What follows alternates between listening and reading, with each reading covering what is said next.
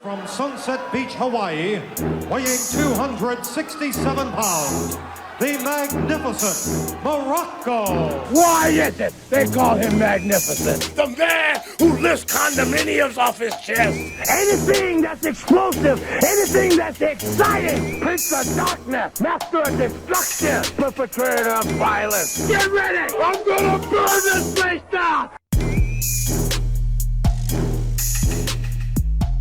Hello, James here, and it's Don Muraco's Magnificent Podcast, as it always is. I'll do some plugs first, as I usually sort of mess up in the intro. So, don.muraco.com for all your signed merchandise, Instagram, Twitter, all that kind of good stuff, and my stuff as well behind the Rock book, Owen Hart book. Now, with intros, I usually mess them up, but because it's now morning time that I'm doing this, and it's 6:30 in the morning, I'm going to be messing them up further. So, without further ado, I shall throw to the magnificent one, the Beach Bum. It is Don Muraco. Good aloha. Yeah. Instead of those shit, he was nights and days or any kind of confusion. Yeah, it's just the worst thing.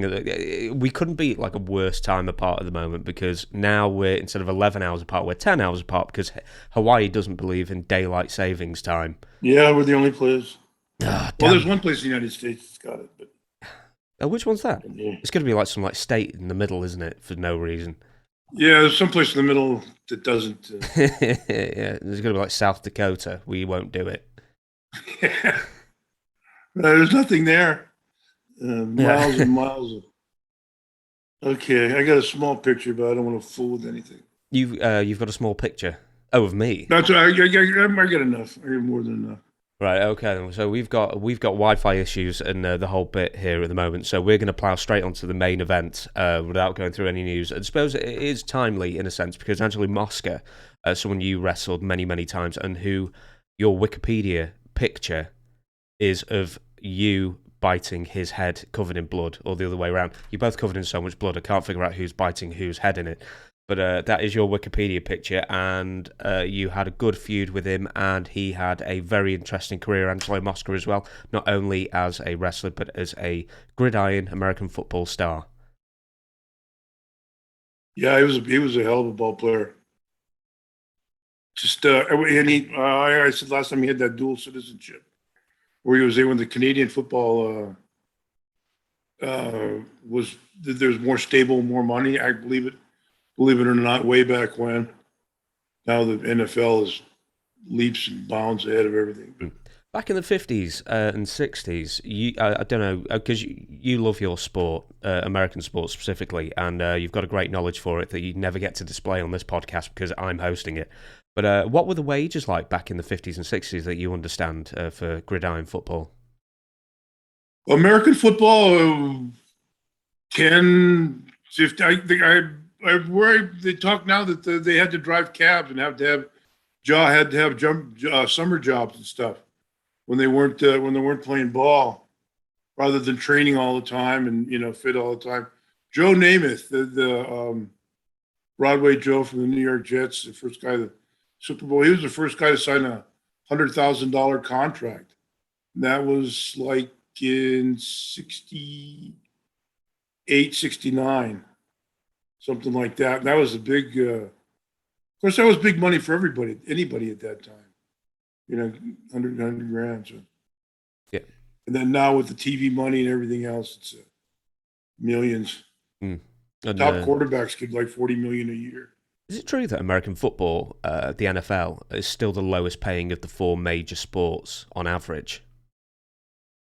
Oh, well, basketball. I think baseball's baseball's the a highest. lot more. Basketball's yeah. On the whole, but then there's a few baseball players that get phenomenal, and the 40 million a year range. Not a lot of them, but they're making incredible money. Even a upstart in the basketball's a millionaire. Yeah. Like they talk about these guys that are he was helping out as a assistant coach at some little tiny high school, and we forget this guy's got a $5-10 million in the bank, so he can afford to help out high school or one of his in the schools he attended growing up. So it's yeah, but they only do it just to get the name, like a plaque yeah, over the locker room door, keep busy and they probably got a girlfriend in there. And a tax write-off as well. Yeah. I'll move back to Angelo then, and I actually wrote a couple of things. Hamilton Tiger Cats. He played in the Grey Cup 9 times, which is that their Super Bowl, isn't it? The Canadian Football League. Yeah. Most in CFL history, tied with teammate John Barrow. Only the second player to have a Tiger Cats jersey retired. So obviously he was a pretty big deal back in the day. I mean, did his fame reach to you guys back in Hawaii in the 60s, let's say? No. And as even yet, only a couple of American players that have gone over that have made it, not made it big, but had winning records are really, Doug Flutie or Warren Moon, a couple quarterbacks and stuff. Aside from that, you don't know too much. It's guys that have knocked around. Yep. Guy I played ball with, he went to Canada, played for few years in Canada. A couple guys I played ball with, they went to Canada and played football. Did the CFL broadcast in Hawaii? They have a show on ESPN. They show a Canadian football game of the week. No, sorry, like back in the 60s when you were a teenager. Oh no, it's just recently, last few years. Well, also something of interest to me is because, as we said before, that the Canadian Football League and the NFL, their pay scales were a lot more matched back in the day. When did that start to? When did there start to be like a bigger gap in pay scale? Well, when the TV took over, when the TV moved in, and they got Monday Night Football and Hard Cosell, and then I'm actually with the satellites, and the TV production got enormous. We were filming every game in every stadium and broadcasting either to the local or broadcasting. They had their own setup, their own networking. It's by far the most popular, most watched TV sport in America. Yeah, I mean the ratings have actually, I don't know if they've improved since the 90s, but the old myth of wrestling was beating Monday Night Football. It never really was quite true, but I mean it was a lot closer. But I mean I think they're pretty much drawing the same amount of views than they did in the 90s. It's almost like a what do they call it? Like technology-proof sport. Yeah, with the advent of Netflix and everything else, American football seems to still be, where that it's that was pretty much probably a selective rating too. Yeah, there they got the wrestling being football. Oh, it was combined of record-setting Nitro and Raw together. Probably, all kinds of and reruns and late runs and all kinds of stuff. Now, NFL's God here. Did you realise when you first met Angelo how big of a deal he was in the CFL? No idea. Not only even when we were, worked around in Texas and later California, and then finally in the WWF, I still, realized, he was started hearing stories of, he was telling stories of his career, and then other people would come on secondhand knowledge. Got to know of how good he was, and then later they published. Does it say in your research that he was Canada's football player of the century or CFL player of the century? That was going to be what I was going to end on, but yes. Okay, all right. I ruined everything then. I was curious. It was a fact. It was a fact I've heard, but I wasn't confirmed. I didn't know if it was confirmed or not. I didn't know as a fact. Where does Mosca rank as far as sports stars who did wrestling as a secondary job? Not really not way up there. He was advertised as a great big star from CFL, Canadian Football League, but that didn't. In the United States, it didn't hold a lot. Maybe up in around Buffalo or the board of Detroit or Vancouver. Vancouver, he heard some guy in Vancouver, and they called it a late hit. The guy was up and coming running back that carried the ball. And then they said, well, the Vancouver people in Vancouver called it a late hit, and then I've seen it. It wasn't really, but that's where I first met him in Vancouver when I was starting, and they had him over there for a show because he was just a natural heel. He came in. They brought him in one time. He was green. I was just a kid breaking in, and that's where the first time I met him. Yep. With other sports stars who migrated over, I'll give a couple of names: Ernie Ladd, Wahoo McDaniel. Who were the ones who stood out for you the most? Wahoo was a big one. Mulligan played the Blackjack Mulligan played football. Bobby Doncombe. Oh gosh. Everybody from West Texas played, didn't they? Like there were like 9 or 11 a bunch of guys. Hanson. Yeah, all those guys tried to play. There was a famous coach there, West Texas State, that Tito Santana, Merced Solis, and a few guys, but it wasn't widely known or widely followed. A few there's a Ron Pritchard way back in he's passed away. He wrestled around San Francisco. Roy Shires broke him in, believe it or not. And then he had a few shots around the country, couple territories, but he didn't stay long. I think he ended up with some type of blood disease, and he took ill. Were there any other sportsmen from other sports who would migrate over, for like hockey, let's say, in the off season? Gee. No. Well, football was, they're big guys, and basketball players kind of didn't fill the bill. Baseball players weren't normally as big as a lot of the wrestlers or the guys who were drawing in the time. The baseball players ran around, 150 to 220 was a big ball player, baseball, but they weren't considered, that type of athlete. I was going to say, I've seen baseball players now, and they're absolutely massive. So, I mean, maybe... Mark McGwire, some of those guys, yeah. Yeah. I'm going to give you this, then. This is going to test your wrestling historical knowledge. And Mosca started wrestling in the late 50s in the off-season for Eddie Quinn. He's credited as bringing him into the business. What do you know about Eddie Quinn and the Montreal Territory? That's Pat Patterson, the Garvins, a lot of guys came from. That was one of the.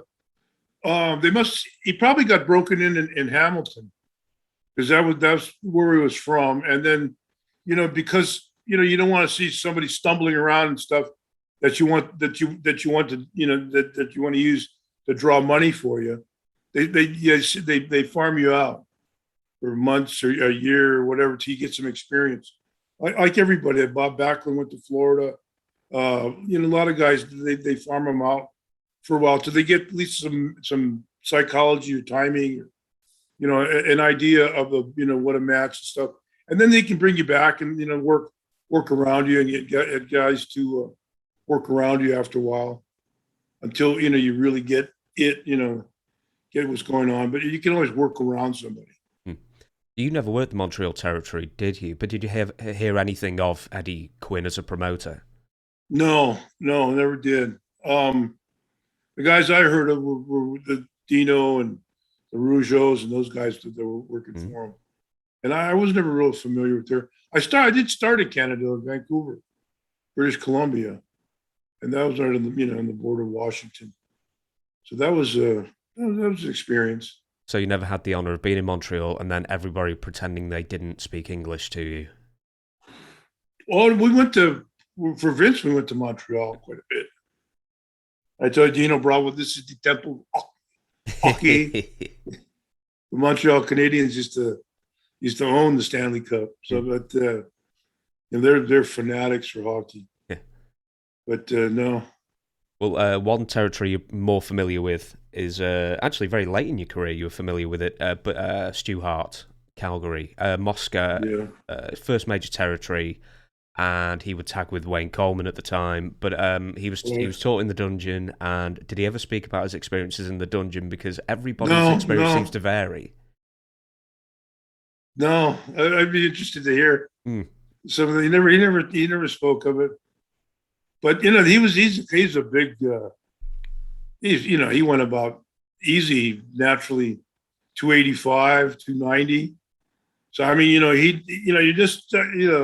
you go down there and Stu would, from what I hear, Stu would, let me grab your arm and take it. And he'd put you in position, and then he'd cinch up on the hole. Says, you bastard, fight now, So so that did a lot of the guys. So Neidhart was down there, Davy Boy, a lot of those guys, came from the dungeon. Naturally, all the Hart kids. I think the last person who was trained there was like Steve Blackman, of all people.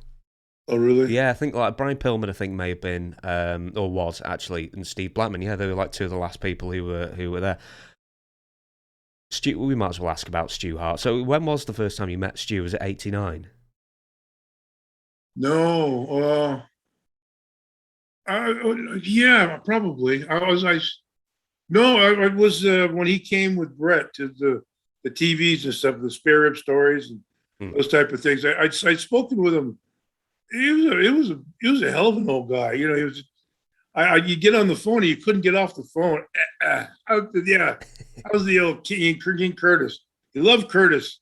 Everybody loved Curtis. Curtis could just, he could talk his way out of a cement block. He did. How's the old King doing? Yeah, he didn't know me, but he'd keep me for an hour on the phone, but Calgary and different businesses and stuff.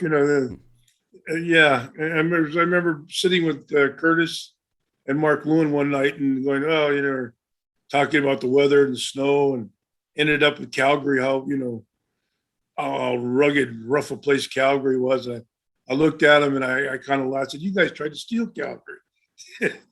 Then Curtis and Mark and Bearcat Wright up way up there, then every territory Lewin was in, he tried to steal. Yeah. It was no. It was no revelation, but yeah. Did he ever successfully steal a territory? Because I don't remember him running one. I don't think so. Well, no. It's nice that he kept at it at least. Made deals, He would make end up with a deal where he would end up as a top, his program and stuff, or end up with the booker. He got like Red Bastien was booking in Australia, and he got somehow he got Red out of there. And he took over Australia for a long time. He and Curtis ran Aussie. So we've talked about Stu before, and we've talked about some of the more strange eating habits he may have developed as a malnourished child. But did you ever actually go to Hart House? Did you ever go to the mansion? Yeah, I was at the Sunday dinner. I was up there for Sunday spaghetti dinner one night. It was cool. The mother. Brett he tells about his mom. He goes, "My poor mom." That's what he called her. I can't think of her first name right now, but Helen. My poor mom. That Helen. Sorry. Yeah, my poor mom, Helen. And that's he would preface every comment about his mother was my poor mom. I get 12 kids and married to Stu. Yeah, that was that's what we spoke about Bret Hart. I said, as being a promoter's son, he wasn't really looked at as a promoter's son. He's looked at more as a Hart rather than the son of a. Everybody realized that their upbringing was in Calgary and in the dungeon, and all it was less than not like growing up in Hawaii. No. Did you ever get the honor of meeting Smith? Yeah, the eldest. Yeah, I met Dean Smith. Oh God, who's the one I was in Japan with? Bruce. Bruce, yeah. All good, all nice guys. All real. Which one sounded the most like Stu? There's a couple of them. Yeah, I think they're all getting there at this point now, aren't they? the daughters, even the daughters are all beautiful. His daughters are beautiful. And then Honky Conk did the, real negative about it. Honky did a narrative about Calgary because he spent a lot of time in Calgary, or not a lot of time, but a significant amount of time in Calgary. Yeah, yeah, right. Yeah, you don't have to. But he said, and then you meet the daughters, and they're all gorgeous. They're all lovely girls. And then they start talking, and they have that, that little giddy up in there. But they're still all intelligent, pretty girls. Right, so I'm going to move on a little bit then, and we're going to go to Australia in 1973. Angelo Mosca goes there, and I'm actually going to read this from The Observer. I'm going to give you a lot of names, so you can pick out who you want to talk about, but this is from The Observer. He went to Australia, this is he being Mosca, excuse me, went to Australia in 1973 for Jim Barnett from September to November. Mosca was a babyface in the famed People's Army, with Mark Lewin, King Curtis, Spiros Arian, Killer Carl Cox, Lord Leighton, and Sheik Wadi. Wadi Ayub and Mosca himself against Big Bad John's mercenary army of Abdullah the Butcher, Waldo Von Erich, Bulldog Brower, Tiger Jeet Singh, Blackjack Slade, Hiro Tojo, Hito Tojo, who later became Great Kabuki, and Don Fargo. A lot of names there. Any stories about any of them who we've not talked about yet? Boy, a lot of them. Some of the Big Bad John. He was working around. He was an immense guy, enormous guy, maybe 6'3", 6'4", but pushing 400 pounds, like Bundy. He's a huge guy like Bundy. And I only met him a couple times, but I know they brought him in as a manager. I always had the New York Derby and the coat and tie and stuff like that. He was they used him as a manager, and they took Larry Shreves from Detroit, Abdullah the Butcher, and they created Abdullah. Then later on, Frank Goodish, Bruiser Brody, and a lot of those guys. Who are some of the other baby faces? Well, I'll tell you what. So we'll do we'll just do Big Bad John's mercenary army. So Butcher, Waldo Von Erich. Now that was Fritz's tag team partner, wasn't it? Yeah.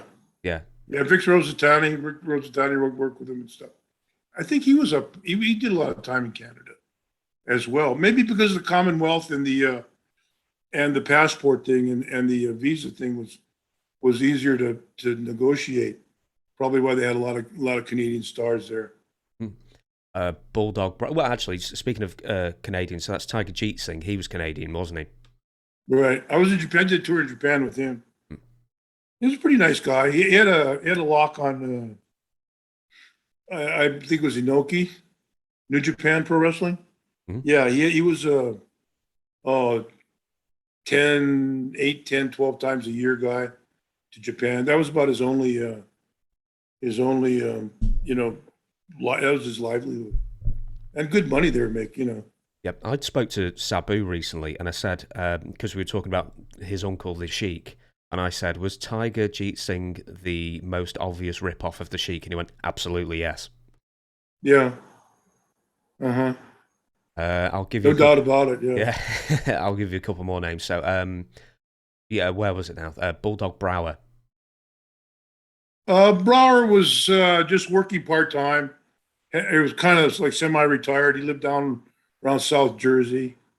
He'd show up to a few shows. I don't know why. I guess just to bring his kids around or something. He'd come. He was a big star, a big card around Detroit and different places. I'm not sure. New York, I guess, for a while. Mm-hmm. But yeah, he was a good card in the early, or in the 60s, maybe early 70s. He was big in the WWF for a time, wasn't he? Yeah, I believe so. Yeah. Right, so we've got a couple more here. Spiros Arian. Now, I thought he was one of Bruno's guys, wasn't he?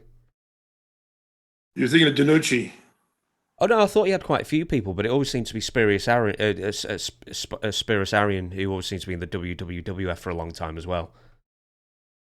Yeah, he did spend a lot of time. He did spend some time there. I don't know if he was one of Bruno's guys or not. Probably. He resembled Danucci quite a bit. And, that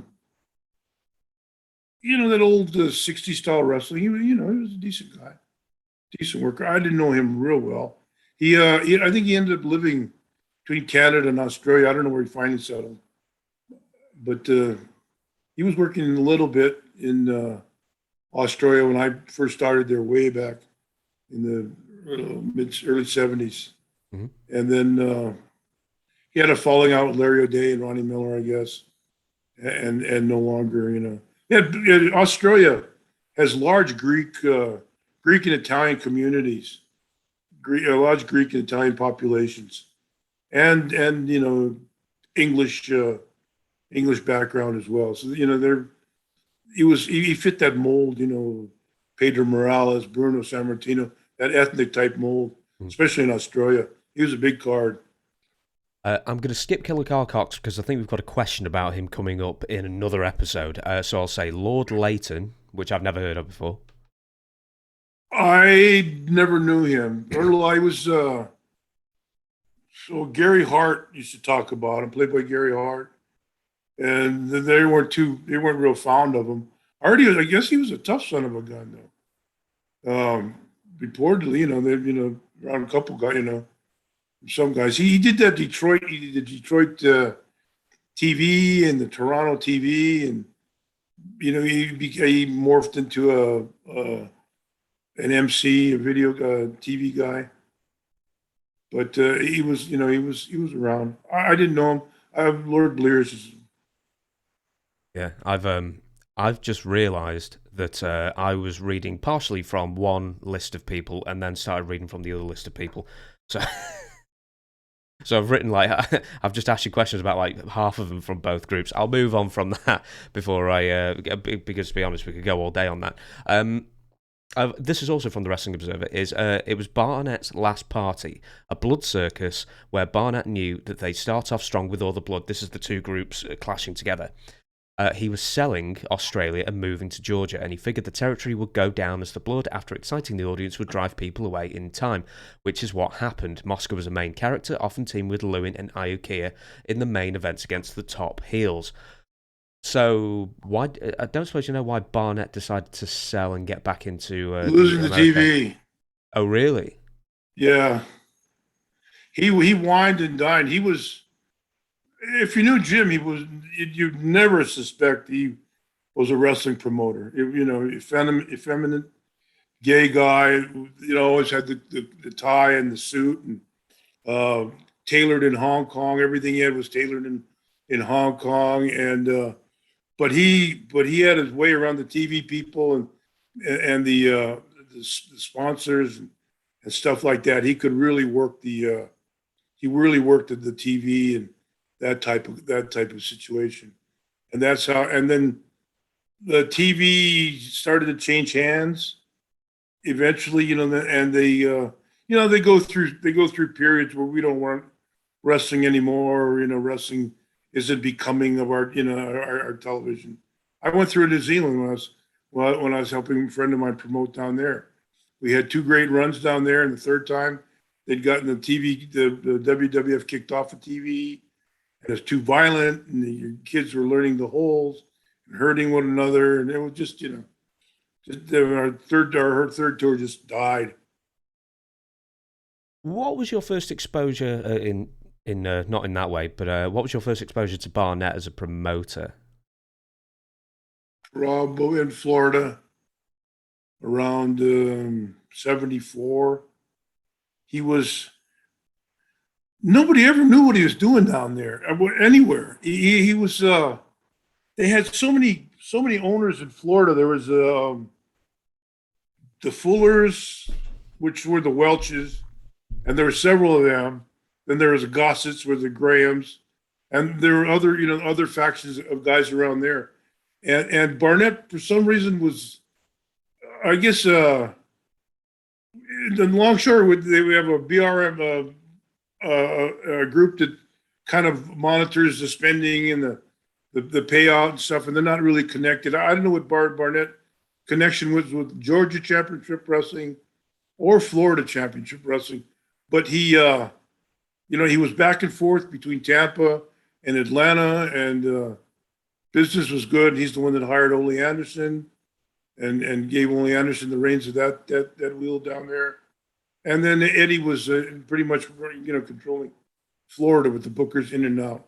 I'm sure Jim had a lot to do with the Bookers there. What he ever had to do, with a lot of people don't have no idea. And still, did Lord Blitters, what does he do? What does he do?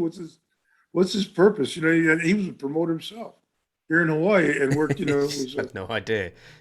Yeah, they had no idea what Jim was doing, how he was doing. But it was the same thing, romancing TV people. He was that Turner TV, TBS, back then out of Atlanta, when they had a cable channel that went to international to a lot of countries, apart from across the United States. So he had a lot to do with the TV and circulation, distribution, and all those things. Well, you may have been away at this time, one of your brief sabbaticals, but in the WWF, Barnett was there for a brief time as well, wasn't he? Were we talking like 84, 85 time? I was there. Yeah. What was his purpose? Got there? me. Yeah. No idea. No one. There was a mystery there as well. I think it was before Hulk, I think, wasn't it? Or during Hulk? I've got a feeling it's probably during Hulk's very early, because he came in late 83, and I think this was just at the beginnings of the national expansion. Yeah. Well, there again, I'm sure he had USA Network that WWF at the time was on, and a lot of the things. He was a backroom guy, to say the least. But he was he was a manipulator, evidently brilliant man. I'll bring this up then. Did you ever hear the rumor? Obviously, he was gay. He was openly gay. But did you ever hear the rumors where apparently, possibly underage high school footballers were coerced into joining in with parties that he was throwing? Oh, I bet probably all kinds of rumors used to fly about old Jimsy. So you just if it was convenient and it worked for you, then you could use it. But I don't think anybody substantiated. There was anybody. Maybe somebody had Lewin or one of those guys might have had proof inside knowledge to that. But he kept his private life was pretty much a secret. When he got OD'd on pills, that's what happened in WWF. He OD'd right around Christmas time. He was going with a young singer, dancer, whatever it was that was on Broadway, and the guy blew him off, and stiffed him.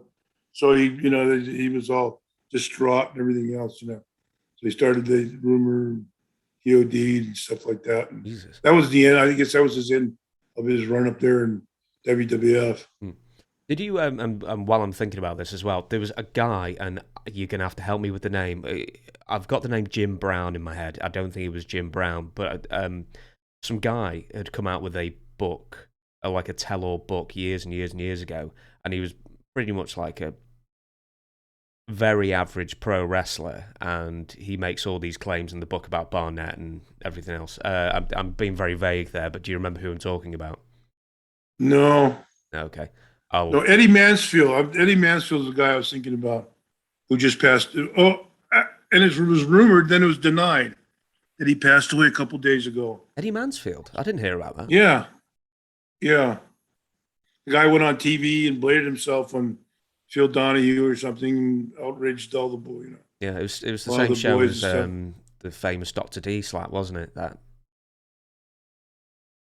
is what? It was the same show as the famous slap from Dr. D, Dave Schultz.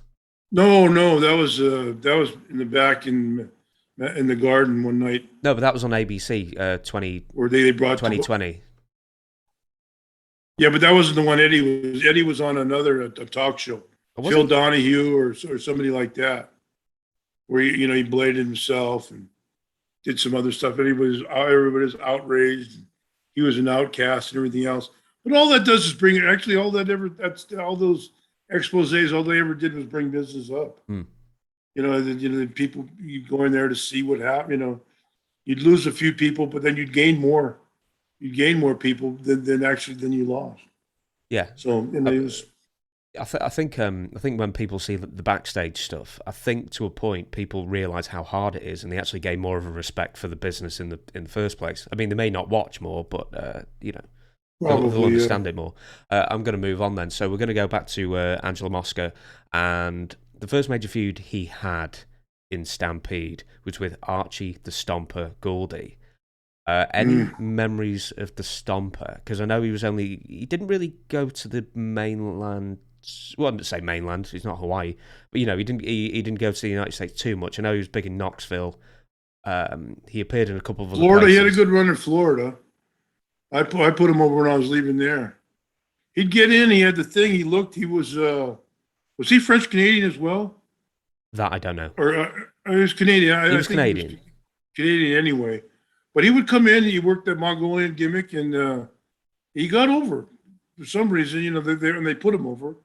And he got over well, and he drew business for a short time, but he could only annihilate so many young baby faces on the way up, and then you get to the top there, and you got your Vern Gagnes and your people like that. A guy like that, it's hard to beat. You can't have him dropping too many falls or losing too often. Carry outs or run out of the ring or something like that. He'd be good for. So. He was limited in his output and his production, but tremendous performer and a good guy at the box office. I also wrote that he had a decent run in Kansas City as well, which should be mentioned because Kansas City is just one of those territories that has like no real interest, even though it's historically significant because that's the home of the NWA, was for a good long time.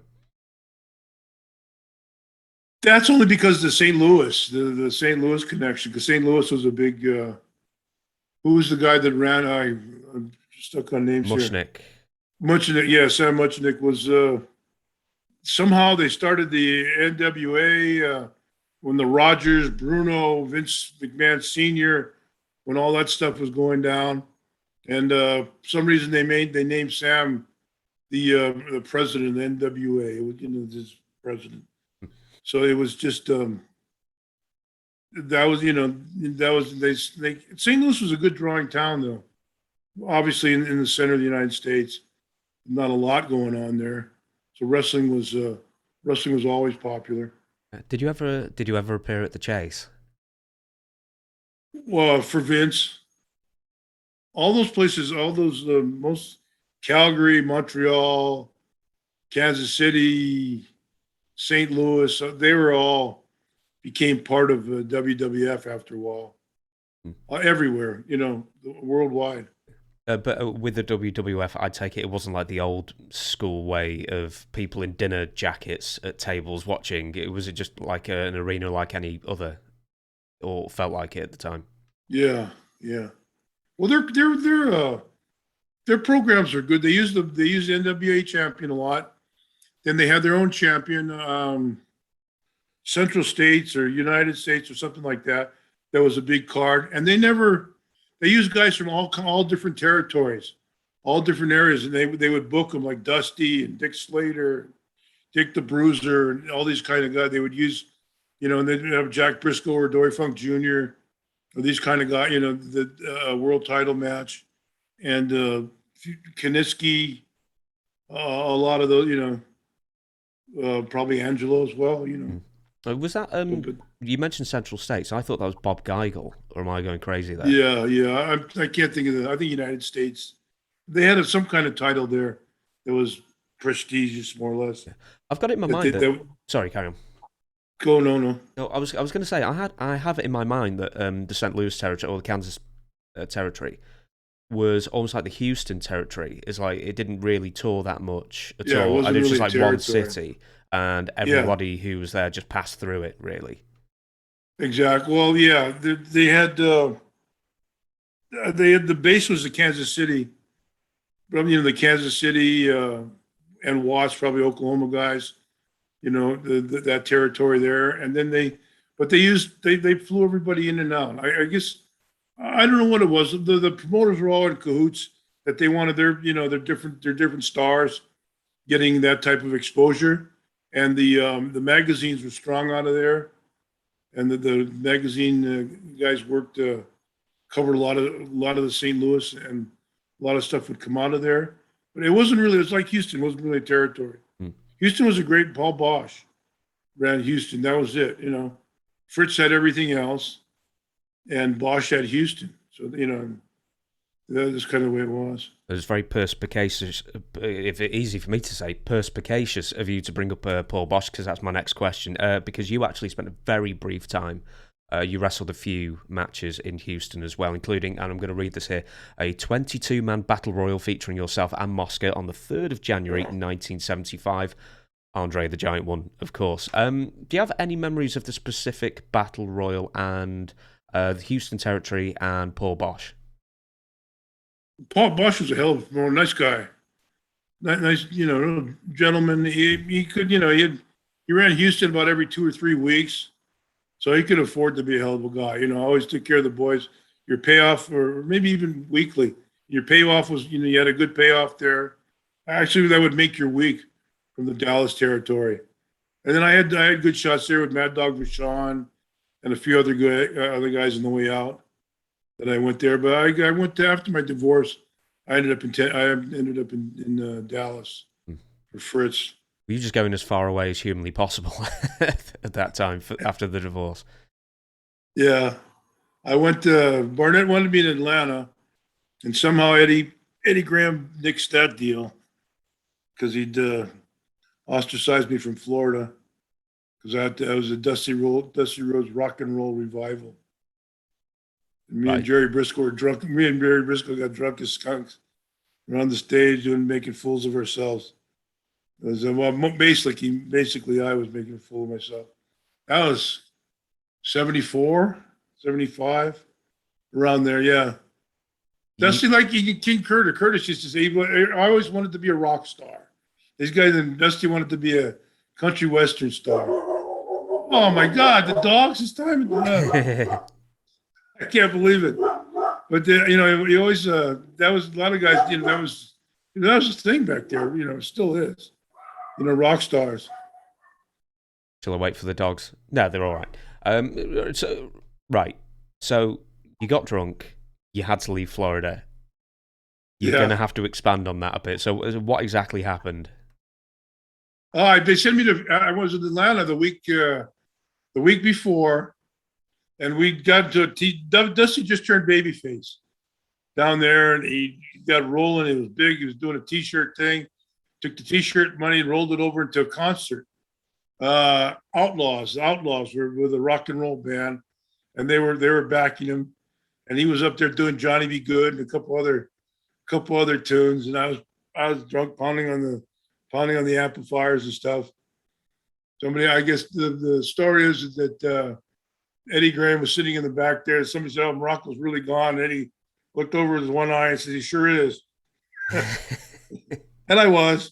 That was Jerry Briscoe tells the story the best. Not something like to recount, but it happened. And it was, my younger days. 40 years ago. Good Lord. Good, 74, we're talking nearly 50. 74, 75, yeah. Right, we're talking 47 years ago then. Yeah.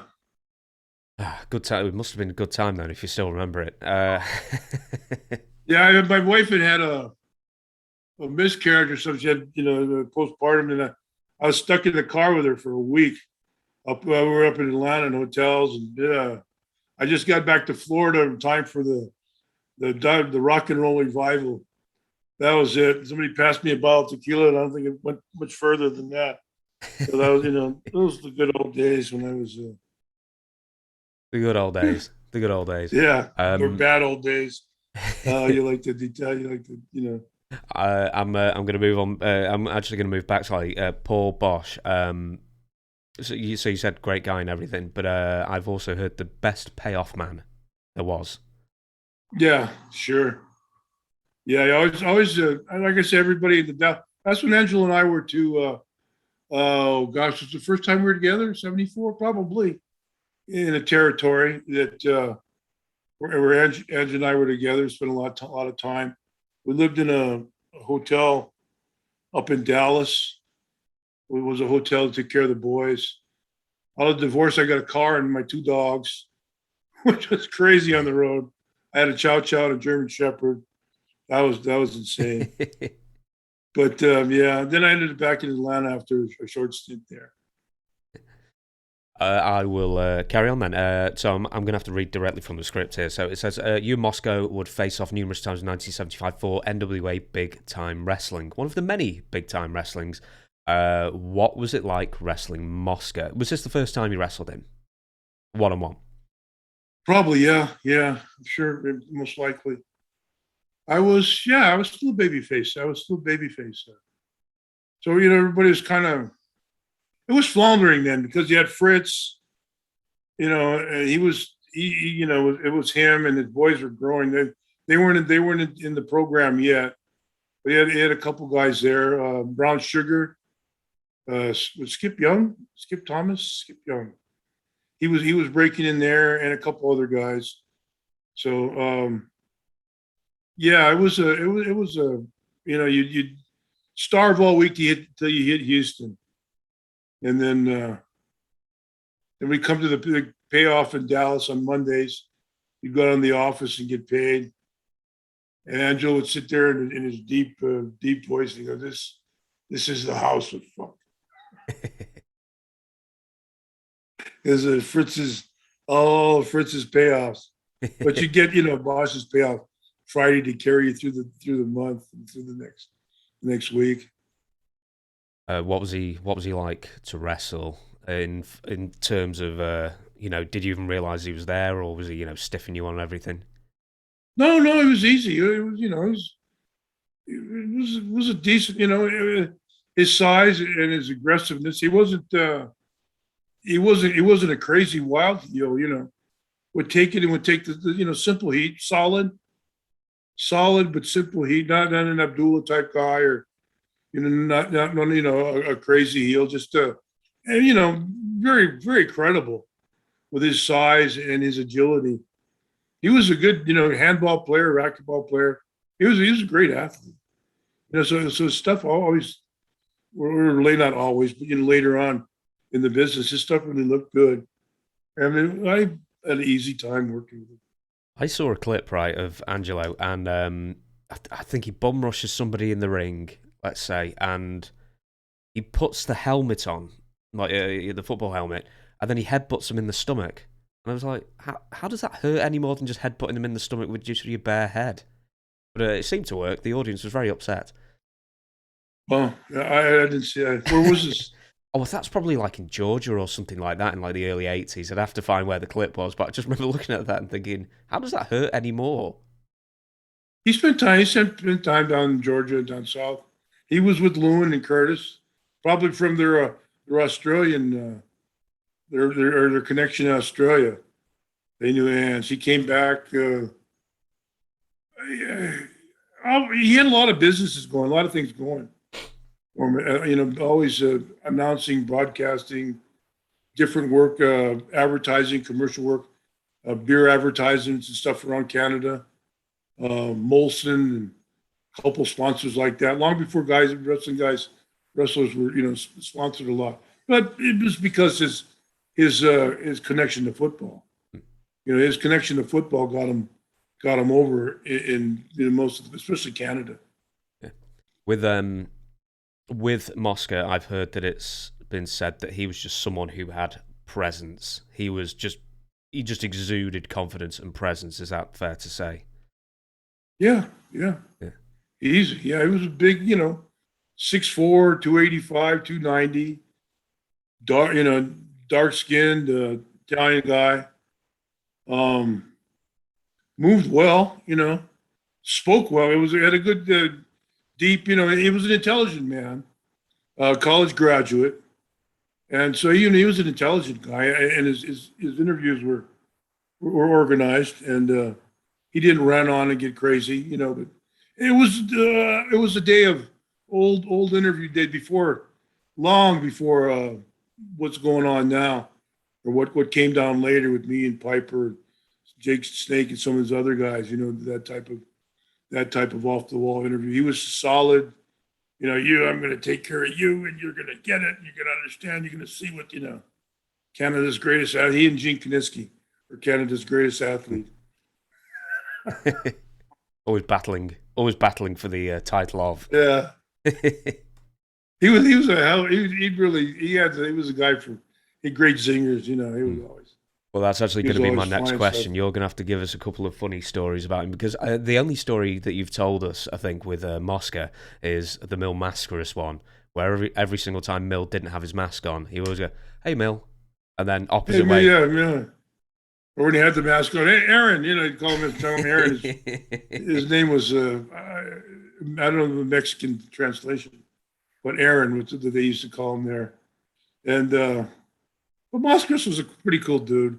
He didn't, you know, he was a movie star. He was a big shot in Mexico. He was just up there, you know, on Vince's Buck. It was an office, Mexico City office, a promotion deal. I think I worked with him in the Garden once. I think you may have done, yeah. I think I've even got a photo of you two battling it out, yeah. Yeah, I worked with him. I worked with him a bit. He liked, you know, it was safe. I was safe, you know. We could usually work out a DQ or a count out or something where he didn't have to lose. Or, like I said, I never beat anybody. You know, I hardly, you know, every once in a while an SD or somebody like that. If I'd happen to be on a house show with that. Other than that, I never, you know, Pedro or Rocky or Steamboat or anybody I was ever involved with, especially in WWE. You know, it was just, you know, I was able to, you know, carry on like that. We didn't need to, clearly. No. We didn't need to be them. No. So give us a couple more like little backstage things that Mosca would do or say, or anything just to be amusing. I would just, you know, the guys like Kiniski, you know, catch this guy, you know, or, you know, see, I knew we were just going to speak about him, but I can't, yeah, you know, he was real clever. You know, some old woman was giving him trouble in a bar, and she said, "Hey, baby, why don't you go home and get your iron your face out?" You know, something, you know, you could hear him, and you'd hear him across, you know, he had a bellowing, loud, raucous, bellowing voice. So you knew it was him, you know. You always knew it was Angelo. Take that wrinkled home face and take your iron out and iron it out. And Fritz and Kiniski and you know, but promoters and stuff. You always have a, you know, as a zinger. Offhand, I can't think any, but with Kiniski or, you know, somebody like that, anybody that challenged his Canadian legacy or different, you know, different things or his side, you know, if you were a challenge to him intellectually or so, you know, financially or something like that, he would zing you. Yeah, and he was, you know. Well, he started off he started off at Notre Dame. He was an All-American high school gridiron football player. And Wahoo McDaniel tells the story that they went to a high school All-American football game, North against South or something like that. And Angelo goes, Wahoo said, he looked exactly the same in high school. You know, he never changed, you know, the big growling bear look of his. He lived down by me in Santa Cruz. He lived down in Aptos. He didn't live, his sister lived down there, and he used to stay down in Aptos. His wife was, his first wife, it was an airline attendant way back when. So she would travel and meet him, and they kept a home in Hamilton. And he spent a lot of time on the road. With Mosca, and I've said this before, in the Wikipedia page, your Wikipedia page, the picture is you and him, and you're covered in blood. And I thought this would be a good time to ask you about the first time you ever purposely cut yourself. Do you remember when it was? No. So many times after that, probably either San Francisco and maybe not Florida or Northern California, maybe. Probably. I'm sure Florida, or often in Florida. There was a lot of that going on in Florida. So Did you offer, or were you told you had to do it? gee, I don't know. It just fit. It just seemed to fit. It was right. Probably. It called for it in the match, or it called for it called for something like that. And it was it was just, you do this here, you get some color over here, and then okay, fine. Hmm. That's it. You wouldn't not like Dusty or Abdullah or those guys that went every night, just carried a blade just for the hell of it, and they would be bleeding no matter what. But just I was in Archie Gold, the Stomper, probably with him. Maybe he was that was 74ish. Oh, maybe I'm thinking the Probably Wikipedia page was with the Stomper instead. For God's sake, it's very early in the morning. I think it might have been with the Stomper, not Moss. Damn it. Anyway. Yeah, it could have been Stomper. Yeah. I don't remember a bloodbath with Angelo, but it's very possible. I'm thousands of struggling matches. this morning. Yeah. Well, I was late. I'm late over here, so Who taught you? Because I'm looking at your forehead now. Let me crane right in. They taught you the right way. You don't have any scars, Nothing. as far as I can tell. So Look good. Well, all those guys went up and down, and they went. I guess it's like a red badge of courage, as a mark of honor. I would go horizontally long across and actually get more color that way. And I sweat a lot. I'd work up, good sweat and everything. So it just looked like it was just pouring out of me. But it was I never had to go, like I would, I go horizontal, where the other guys would, Curtis or Snooker, those guys would have, chunks of hair laying in the ring. Stuff with Joe LeDuc, Abdullah and Joe LeDuc, and those guys finally shaved their heads. But those kind of guys, Bob Ellis and Sheik. They were all up and down. For what reason, I have no idea, or why, or they just made them uglier, and maybe that's what they wanted. Yeah, they wanted to be that wrestler look. I know you might have to have like one secret in the wrestling business, but where did you hide the blade, or did the referee give it you? Nah, I carried it on my finger. Oh, under your fingernail sort of thing, or? No, on the point of my.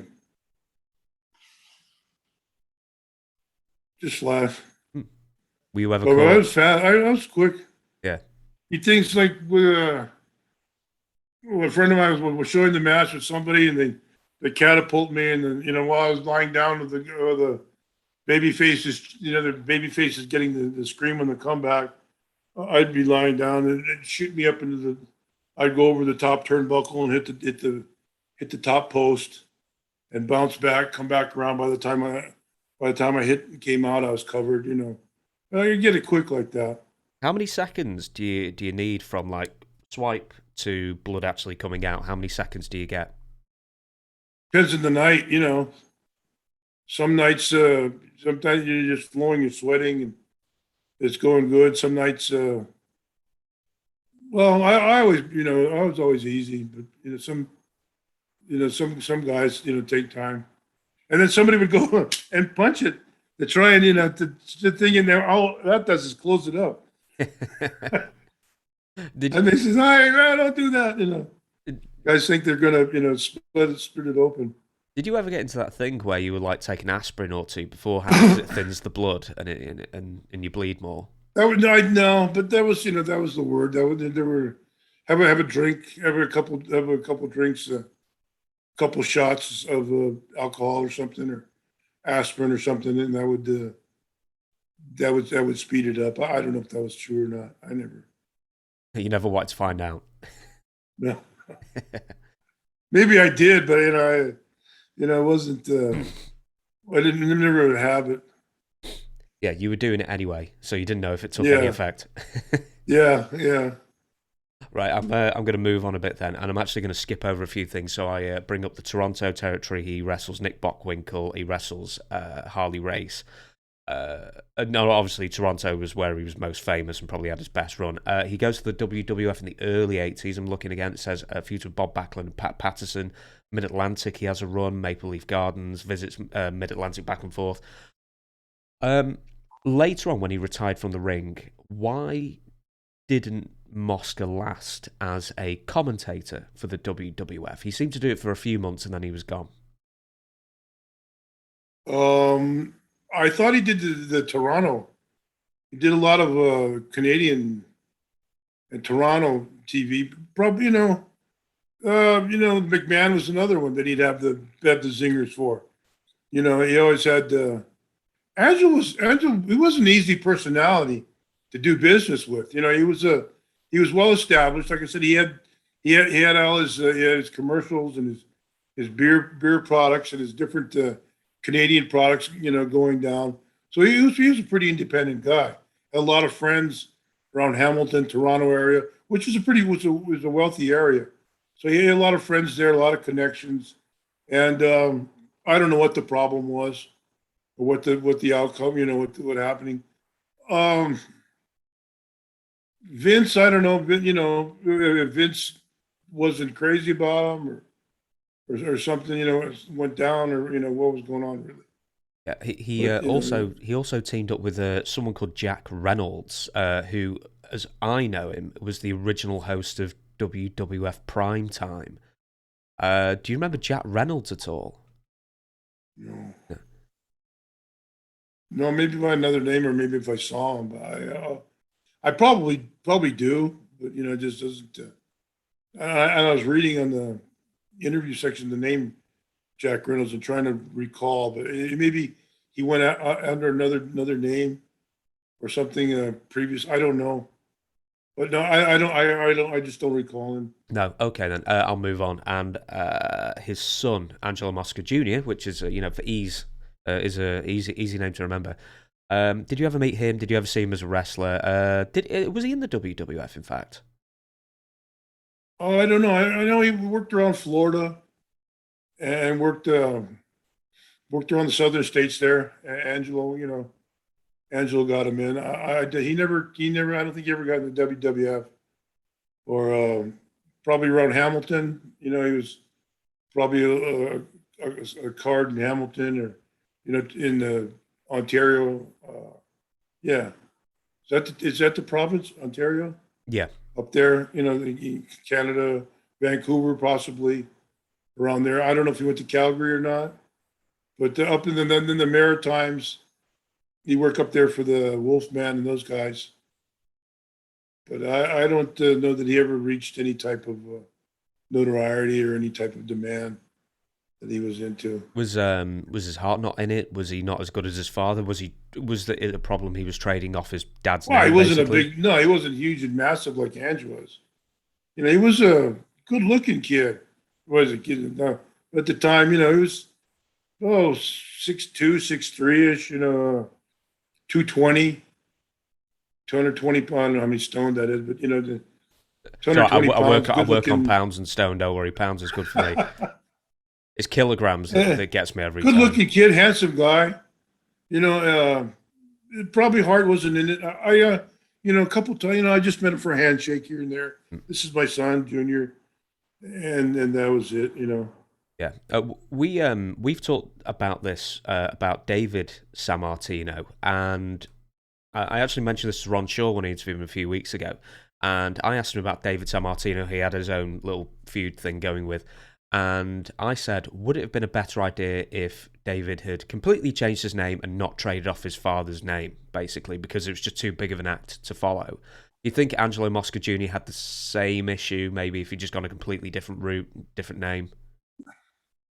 Possibly. I don't think he had the. He didn't have didn't have the fever to to be in the business. That he was just there because he was.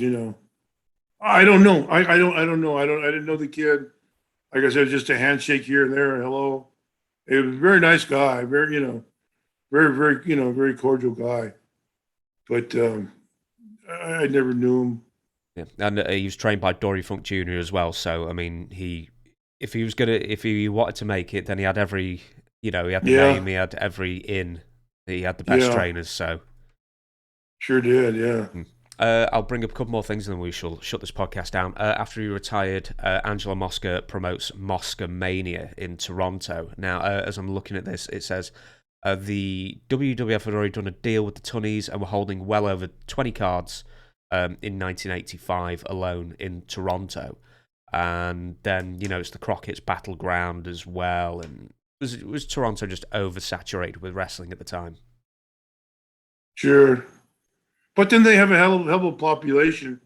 And Ange was a big name. He was a big star in that area. If he had a card and he had a territory and he had a promotion,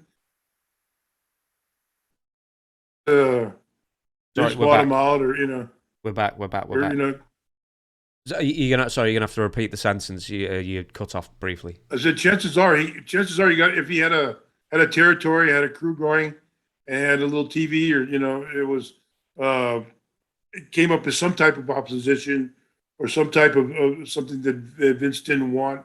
Vince, would probably buy him out, not to run or something, through I don't know what licensing he had in Canada, or what, how the license, it went there. But, Vince would, pay him not to run, bought him out, not to, to cancel his territory.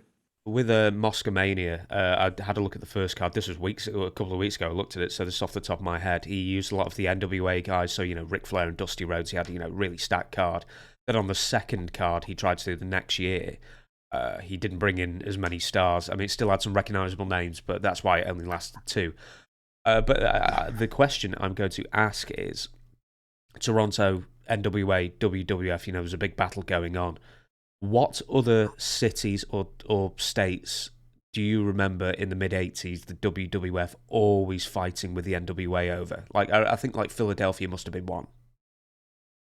No, Philadelphia was Vince's. They came into Philadelphia. They came up east. They came north to Philadelphia, and the battle started in Columbus, Ohio. Believe it or not, Vince Sr. was still running the show, and Barnett was still with the Georgia Championship Wrestling, and Barnett, they came in. They had the TBS was strong through Ohio, and they ran Tommy Rich and those groups. I went up to Columbus and that area and when I was in NWA, that run through the South there. And that was where that gave Vince Jr. the reason to go, to go big time, to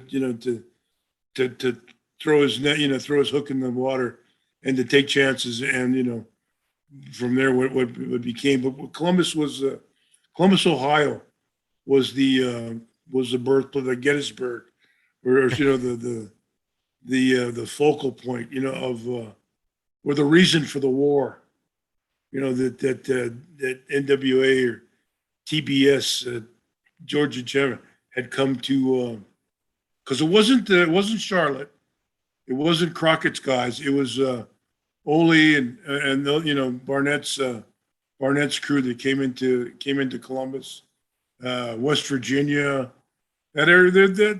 All those towns are near Pittsburgh, where Senior had all the problems with Bruno, and they were run by Johnny Powers and different guys.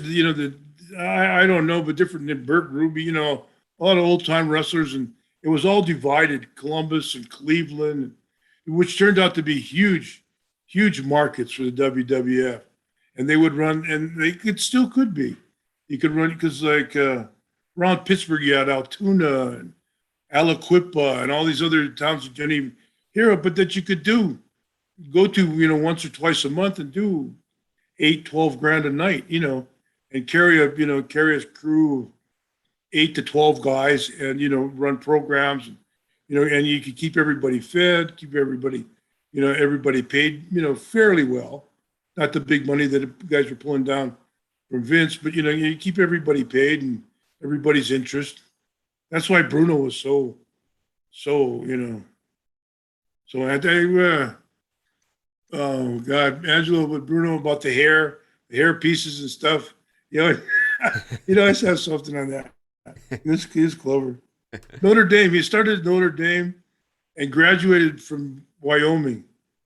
His brother made book. His brother was a book, and Angelo's great with numbers. Great, good. Now I don't know what he graduated with, but economics or mathematics or something like that. But he was tremendous with numbers. Great gambler, And where was I going with this? We started in Columbus. Oh yeah, but then he started at Notre Dame, back at the university, which was for years and years it had been the university football and just the namesake of and they weren't even that great, but he started there and he got caught making book there, so booking betting on or taking the bets on games and stuff. So he got kicked out of there. That's why he always says he attended Notre Dame, but he graduated from the University of Wyoming. Yeah. I always find it weird, right, with betting. So it's like in sitcoms and stuff, even in The Simpsons. I'd watched The Simpsons as a kid, and there's an episode, a really famous episode, where Homer is placing bets on NFL games, and he has to do it really secretly. And as a kid, I was like, why doesn't he just go to the bookies? Like, what's the problem? And I hadn't realised that for some reason, in certain states, betting is it still illegal in some states now? Well, some places, yeah, but it's pretty much they have betting lines and everything else now online and all over the place. They don't have if you don't bet online, you got to go to a bookie, and those guys, because they don't pay taxes. They don't, and you can't do anything in the United States if you don't pay taxes. That's the American way. See, that's the different thing here as well. If you win money gambling, it's tax-free. Same with the lottery. No. Same with, if you're in a casino, it's tax-free. You don't have to declare it. Yeah. Not here. No. Oh, well, they will. But through a bookie or, making money like that. Yeah, it's cool, And because nobody knows. Nobody, hear no evil, seen, But that's up until, oh God, not just 5 years ago. The book was, it became more evident, that people would bet on things. They bet on everything but pro wrestling, I think. You can bet on pro wrestling here. On Sky, Sky Bet, they do pro wrestling. The thing that they do, though, is it's £25 maximum bet. Oh. So you can't, because obviously someone's going to know. And if the bets are unlimited, you can become a millionaire overnight sort of thing. But, excuse me, it was £25. And the one time I bet, I thought it was a Royal Rumble. And they had a line out that said the last four in the Royal Rumble. And one of the names at 33-1 was Dolph Ziggler. And I was looking through and went, I've heard of him. He might be able to. Anyway, so I put £10 on him. And he ended up being in the last four and ended up making like $300, dollars-wise, like $450. And that was the last time I ever watched wrestling because I had a bet on it. If I could bet more, then I'd actually watch more. Dear. Just before we move on to the final bit, because I've actually got the famous incident where there's a fist fight on stage, and we'll watch that to sort of close out the podcast. Columbus, Ohio, who, in fact, you mentioned Ole went to Columbus. What was his reasoning? Was he seeing that the WWF was getting too big and was he trying to take the fight to him? Or did he think Columbus was in his territory, or what was his reasoning? Sure, Barnett and the Fullers and the Grahams and stuff were probably behind that. I don't know that Ole did a lot of romancing with the TV people like Jim did, and Barnett started in Indianapolis. They had the programs. He did the programs for Dick the Bruiser and Snyder.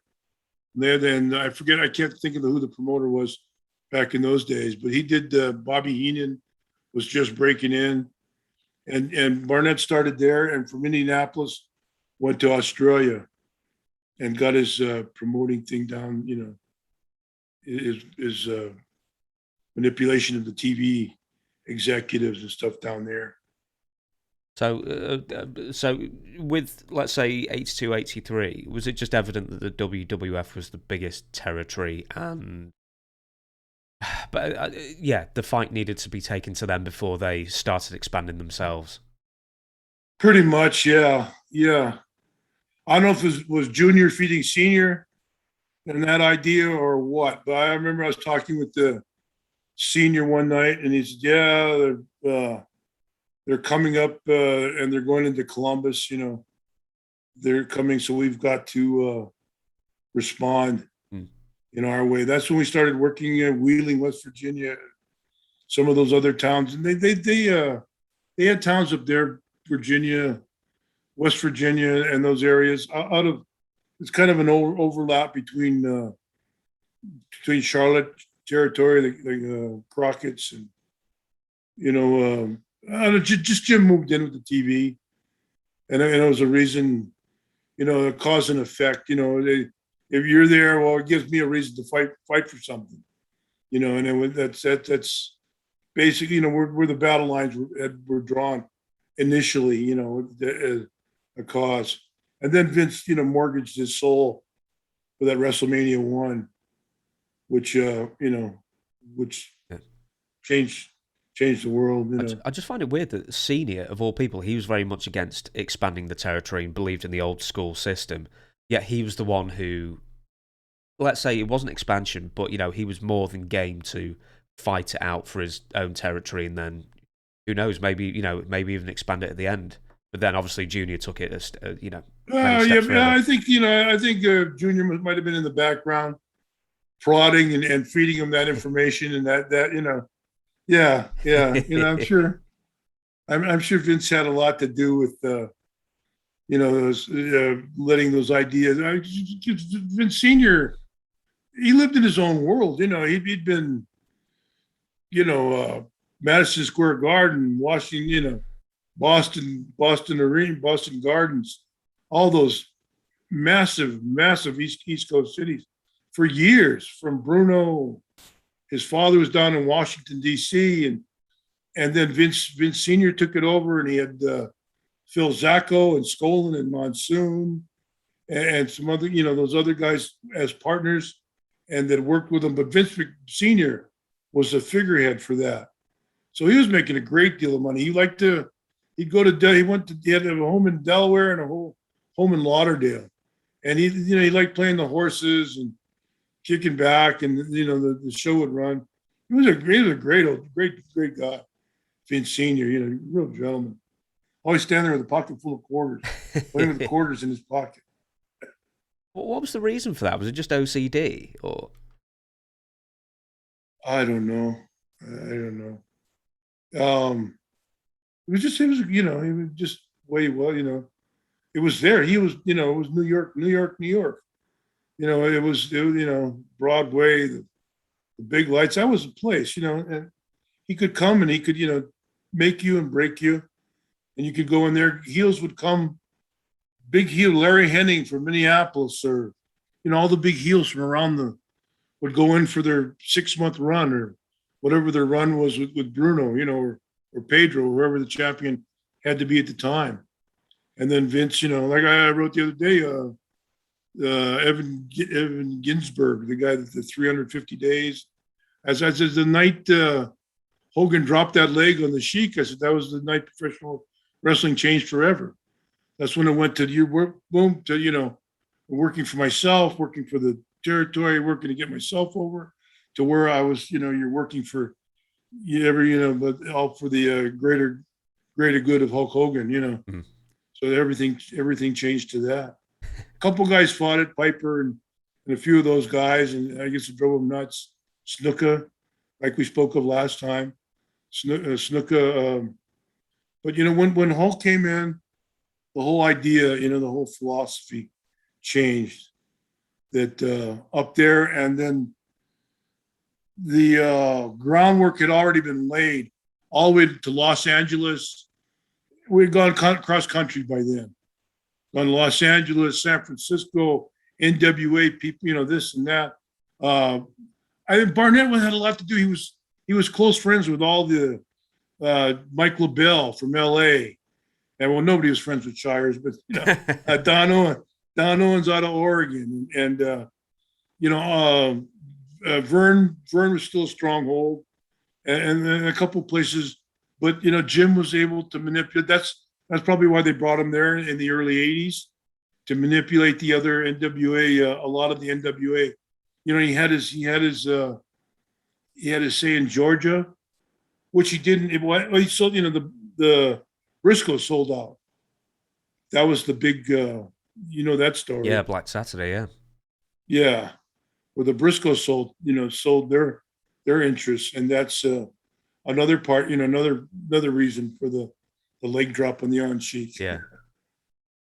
With do you know what? Because we're getting on quite a lot with this podcast, we're gonna do the sort of main event, and we're gonna be watching Angelo Mosca versus Joe Cap. They're probably at 170 years old each. But I'm going to share the screen, so bear with me a minute. What am I doing? No. Right, so it's that one. They swore to the end it was a shoot. He did, but he never hyped it. He never got into a promo thing with it, As if he wants Joe Cap, there we go. There we go. Are we good? There we go. Right. Okay. They were rivals. Joe Cap was before he came to the Minnesota Vikings. He was a Canadian football player as well. He was another guy from the United States, University of California, I believe. Joe Cap. He was a friend of King Curtis. They played football together. So explain what the initial issue was between the two. Was this just like a late tackle that you were saying beforehand? Well, this is a guy. There was a guy from, I think, Willie Anderson or something like that was his name. Running back from Vancouver, British Columbia Lions. And they said it was a late hit. And the guy, he was hurt his leg or it was never the same. He was potentially, a superstar. And they said Angelo hit him late, out of bounds. And that's why he got all his heat through around Vancouver. And Vancouver is a big heel. They brought him in where I first met him, to do a couple shots as a heel over there, because he was he had all that natural heat. Willie Anderson, if I'm not wrong. I saw a shot of it a few days ago, but I don't know what this is.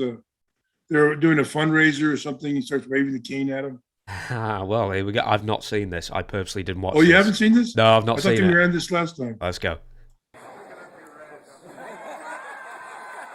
I'm going to kick your ass.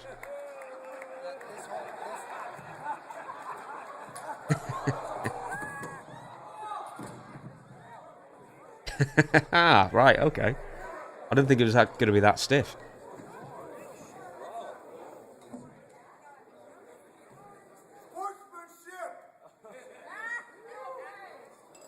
Well, that's where he fell. That's after all the. I missed the beginning of it, I think. Yeah, that's just the end bit. Hang on. Here we go. Oh, no, that's him talking about the fight. And then Angelo Mosca on the Dr. Phil show. Yeah, he never really sold it real heavy. They kept it, like, I don't like him, and he doesn't like me. Hang on, here's Dr. Phil. I greeted Joe Cap with, Joe, baby, I haven't seen you in 48 years, and he says, go. We were I'll probably leave that there, because I think that's going to be a copyright issue. Yeah, that was that. When I saw Joe, I don't know, they had some kind of words or something, and Angelo was using a cane by that. So Angelo was poking him with the cane or something, and then Joe did something where we saw there where he stuck something in his face or something. Angelo got up, and they were on, these stages, they have no back. They just, boom, they just drop down 3-4, however high they are. And they did something, Angelo stepped off the edge of the stage and disappeared.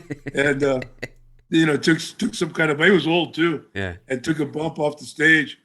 And I've seen, in follow-up interviews and follow-up, they never got into, they didn't want to promote it like a hype it like a wrestling match or something. You know, says, well, if he wants to deal with me, he can, and they wouldn't, they wouldn't really elaborate on, on a feud or a hatred or anything like that. So do you think it was put on? Oh yeah, it was a real? work, sure. Yeah, they were just doing business. Two old guys like that, who the hell? Yeah, No, but I don't want to fight anybody.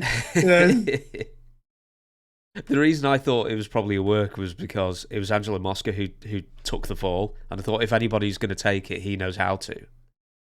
Well, that was a complete accident. Yeah, that was I don't know that for a fact, but I could see that, and I know how those stages were and how the curtains ran behind him, and I could see he took a misstep and down he goes.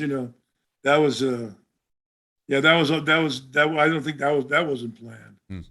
And maybe they're going. They had more to do, to carry, of the argument or more things going on after that. But when he took the dive off the stage, that pretty much. And they were able to. I guess they were able to carry it on for interviews and stuff after that. It made it look better. Huh? It made it look better, at least. Yeah, it sure did. Yeah, Angelo was down to about 260, then it just disappeared out of the picture. It went through the curtains and down. So it was yeah.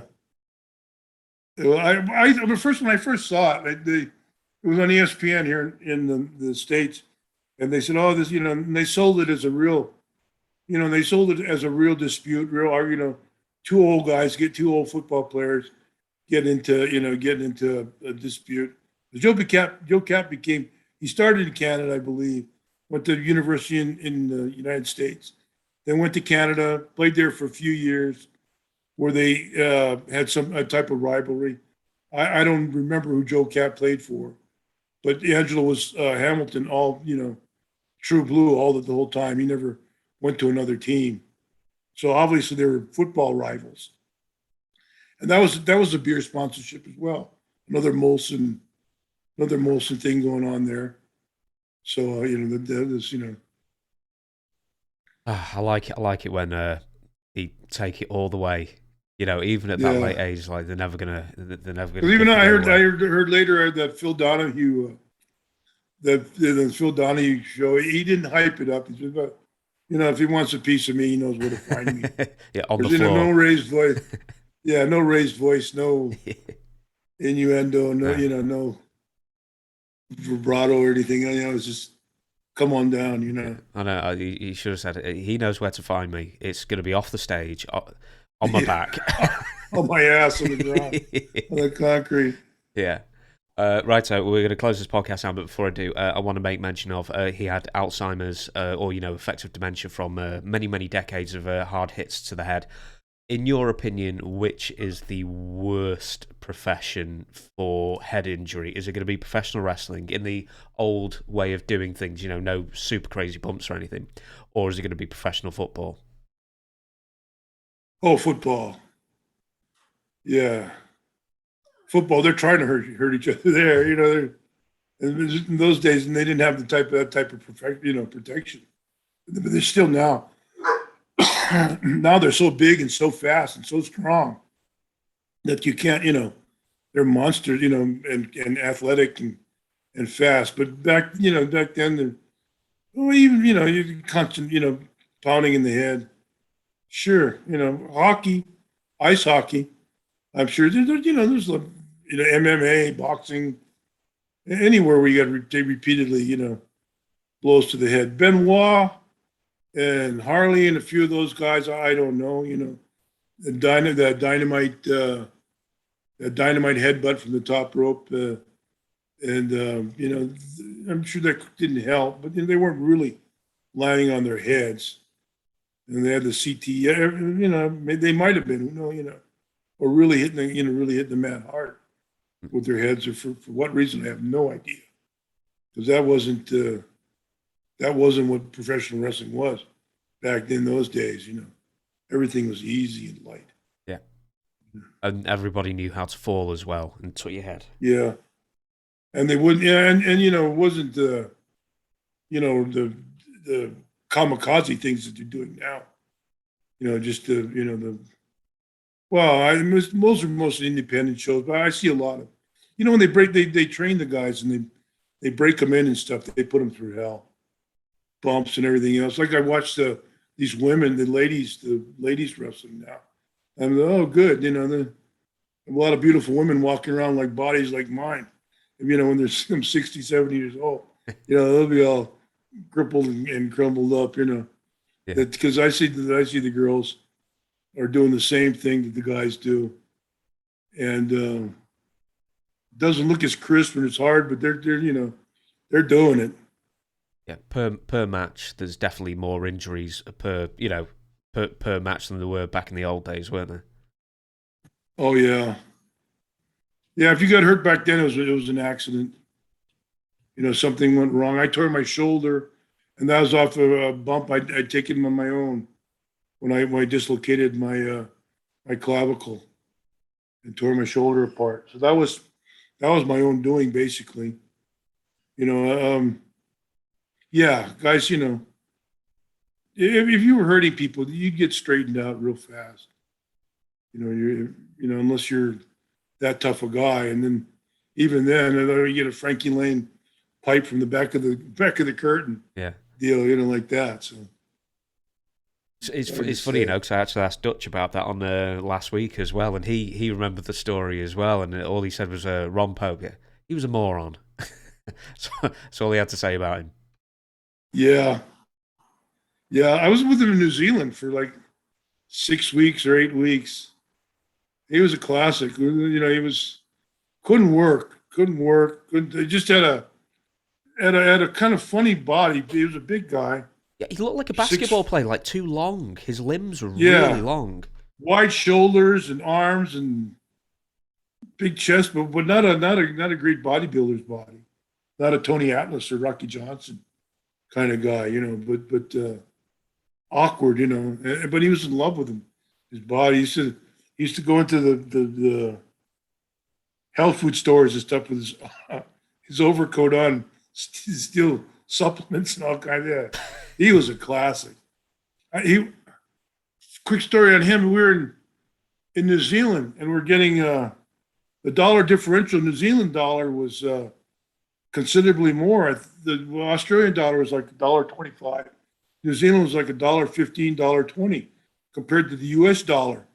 So they came to the end of the year where they would close the territory for the Christmas time, and everybody was headed home. And just to then, boom, they froze the bank and they devaluated the dollar. And it went from, $1.20 US to about 85, 90 cents. And Zulu went out of his mind. He lost, he kept keeping all his money in New Zealand banks, and all the money he'd made while in New Zealand and stuff. He'd been putting all that in the Bank of NZ or whatever it is. And then they devalued it just the week before, a few days before we left, they devaluated the dollar. And boom, he was a wild man. Caught with his pants down. Well, what did he do anything specific? Because Dutch also said, he was clearly on the steroids, but he didn't have a steroid, he didn't have like a cut body, but he was like absolutely on the steroids, and he was just an angry person. In the United States, probably. New Zealand, I doubt it, because there wasn't anything there. He was a unique person. Really, he'd already done the Frankie Lane story was already out there by that time, so Luna used to drive him crazy. New Zealand was a great place. I remember they crayfish or lobster, but they call it in New Zealand, they call it crayfish. You go get a salad for like $4 in New Zealand. You get about half a lobster, all kinds of lobster all over the big bowl of lobster. It's like being in Maine back in the day. There's one thing I've never tried. I've never tried lobster in my life. You're kidding? No, never eaten it. Never had lobster. Never had crab. Oh wow! Can't find any good lobster over here in Hawaii anymore. Maybe in Waikiki, but I read a post of my friend We went to an expensive place at the Hyatt in Waikiki, and he pointed out the lobster he wanted. And it was nothing, didn't resemble the one they brought him, didn't resemble the one he pointed out in the tank. And it's like, I haven't had lobster in 5-6 years, just because the last one I had, I went on a birthday or something. I had the lobster, and there was absolutely no taste, just the butter. You're just eating, all you're eating is drawn butter. And so, it was okay, but it wasn't like the lobster, you get before that. And that's about the last time I ordered lobster. Yeah, I don't trust any fish because I live nowhere near a coast. So that's the reason why I never order fish, because I'm just too suspicious of it. There's, it's been in a truck for like 3 days beforehand. We have a spiny lobster here, but it's a small, like a slipper lobster, smaller one. And the waters aren't that cool. Well, I guess when you get deep, it's a deep water lobster. You get the water's cold there, but it's not like Maine, the big ones, like that. And it's spiny lobster. We have, we're on an island naturally. So there's a lot of varieties of fish. And if you know where to go, you can, a lot of the better, nicer restaurants or familiar restaurants that you're familiar with, they'll be, then the fish are fresh. I don't know. That's the only time I used to say I'm a chicken and fish guy, but that's really a lie, because you don't get that much. You don't have that much exposure. That's on the mainland or the United States. I said, chicken and fish, but it was basically, basically chicken and steak and prime, and your red meat too when you're training and stuff. Because I was young, you can get away with eating, all that much cow. Just like one of the last times I had prawns on a night out, it was in a casino at midnight, and they were freezing cold. And I didn't bother having prawns after that experience. I mean, it was my fault. I mean, I don't know what I was expecting for, prawns 40 miles away from the sea, cooked by a rundown casino at midnight when it was freezing cold. I don't know what the best I was hoping for, but it put me off for quite a while. We have a bunch of, just a few miles here where snooker was raised. They have, now they have all kinds of shrimp farms, prawn farms. And during the weekends and stuff, the tourists line those places. About $15-18 a plate, and 6 or 8 big, large prawns, garlic and butter they're cooked in. It's a pretty good deal. But they don't bother to clean it. They just, they steam them or, and smoke them with that garlic and butter. And it's a good feed. Yeah. The only other thing I like is calamari that I won't have. I love calamari, but I won't have it unless I'm on a coast somewhere, because it's just one of those things where, especially in a Chinese restaurant where they load it up with the MSG, and oh my god, it makes me so sick. But I love it as well. Octopus as well is dead nice. Last time I ate at a place that I wasn't familiar with, I got food poisoning. 6-8 years ago. That was the last fish I ate that it wasn't at a regular classy place, there, known place that I frequented and normally went to, but that I knew that they had, appeared lele's. I know the guy that has the owner has a boat, and the big wave surfer. He runs the boat. And he takes it out, and he brings all the fresh tuna, and we eat raw tuna here. Sashimi and raw fish here. So we eat a lot of. You don't want to eat old raw fish. That's for sure. Do you have that thing where we have here where they dye salmon pink, to make it look more, fresh line caught, where they tamper with the color of fish basically? Gee, I don't know. As far as I know, it's always pink. I know they color the meats.